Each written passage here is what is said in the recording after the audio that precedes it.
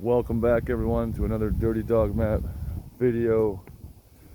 We are going to do our 1,000 mile review on my 2019 Polaris Rzr 1000S. I bought it brand new as a leftover right before COVID. I got a hell of a deal, and I've had it for exactly 1 year now, and it's been exactly about 1,000 miles, a little bit over. So I figured it's time to do a review for everyone, for all you Rzr fans. All right, 1,082 miles. All right, so that's official. So first thing we're gonna do is start off with the interior here.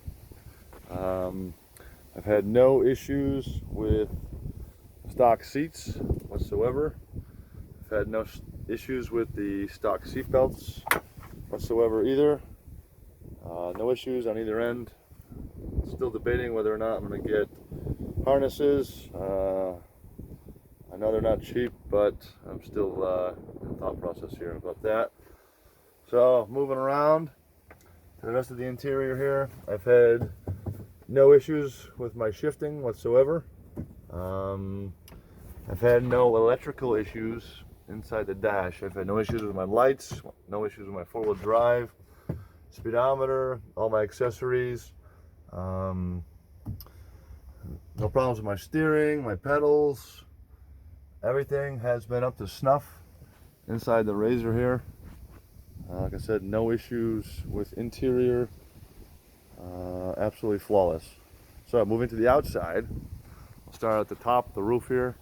I have a stock Polaris roof.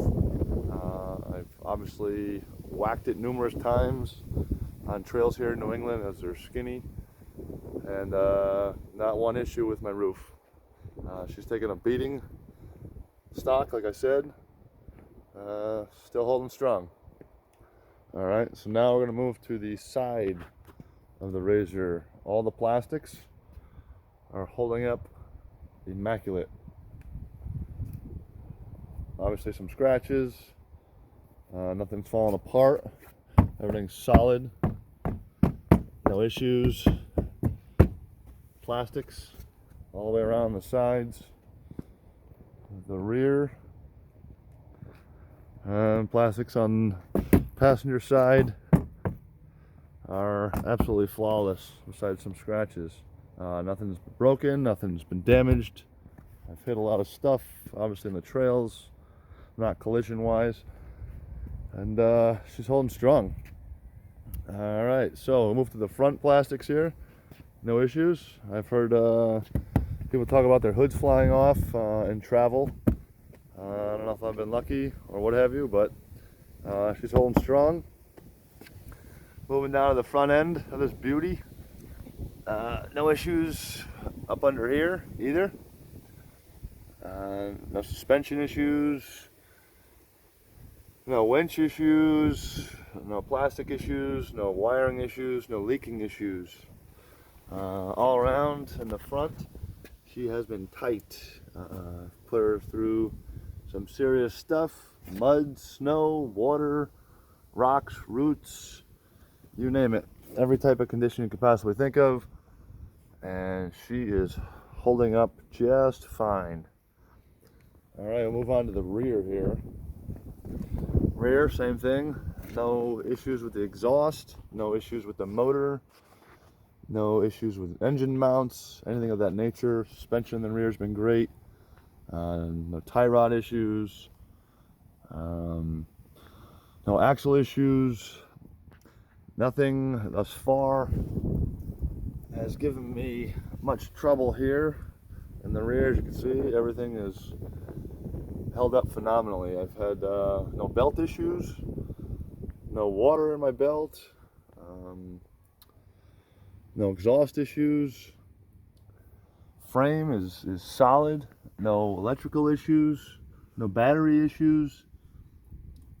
Everything has been really, really well. I'm overall impressed for a brand new Polaris Rzr.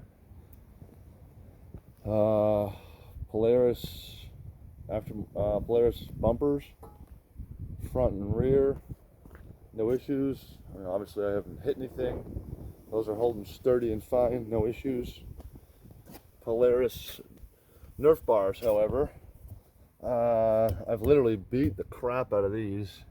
You can see up under here, they are destroyed underneath. I guess my next set, the only thing I will say is I'm going to start waxing underneath the Nerf bars.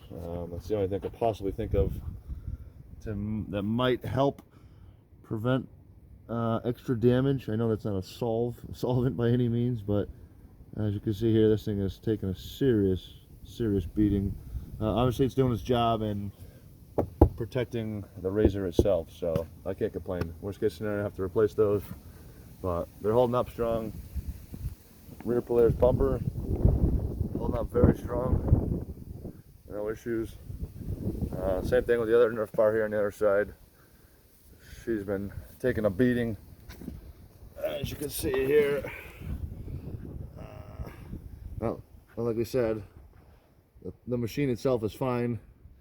The Polaris Nerf bars are doing their job, protecting my machine. So no complaints on Polaris's end. Obviously I would like a little more ground clearance, only 12.5 inches stock.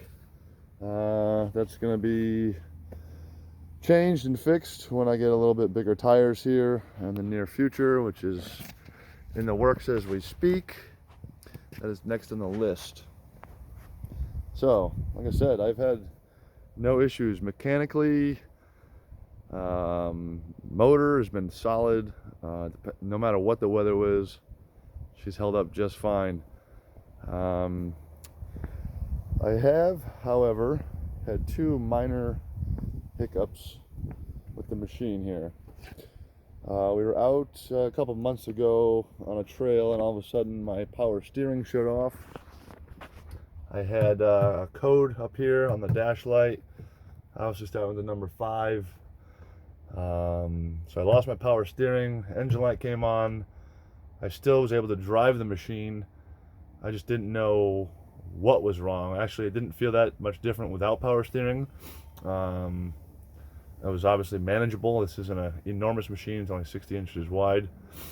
But obviously it was under warranty. I purchased a 5-year extended warranty, as I always do with a new machine. And it always ends up paying off for me in the long run. So, long story short is, we found out that the speed sensor somehow, some way got unplugged. Well, you would think like you'd be looking for any kind of power steering issues up under here, as I did on the trail when this all happened, and obviously I could not see anything. But contraire mon frere, I was looking at the wrong area. Because needless to say, the speed sensor came unplugged, which is actually in the rear. So it is actually behind this wire over here. I can't even get to it with the camera, that's how tight it is. So note to self, for now on, if anything ever happens with my power steering, I'm going to check my speed sensor, which is in the rear behind the suspension attached to the rear of the motor. Quite strange, never would have thought it, but like I said, that was just a freak accident. That came unplugged somehow. Something must have just hit it, whether it was ice or a rock or a stick, just right. Now, that's not an issue on Polaris's fault. Obviously, it was like winning the lotto, but minus the money. So, the only other issue I had, which I guess is a technicality on Polaris's end, I guess I can't blame Polaris, but the stock A-arms, which obviously are gone.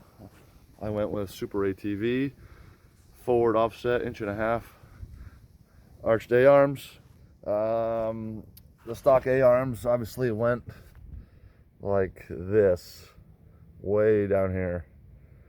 So with 12.5 inches of ground clearance, these stock A-arms I literally destroyed on rocks, as there was no ground coverage or clearance for that matter.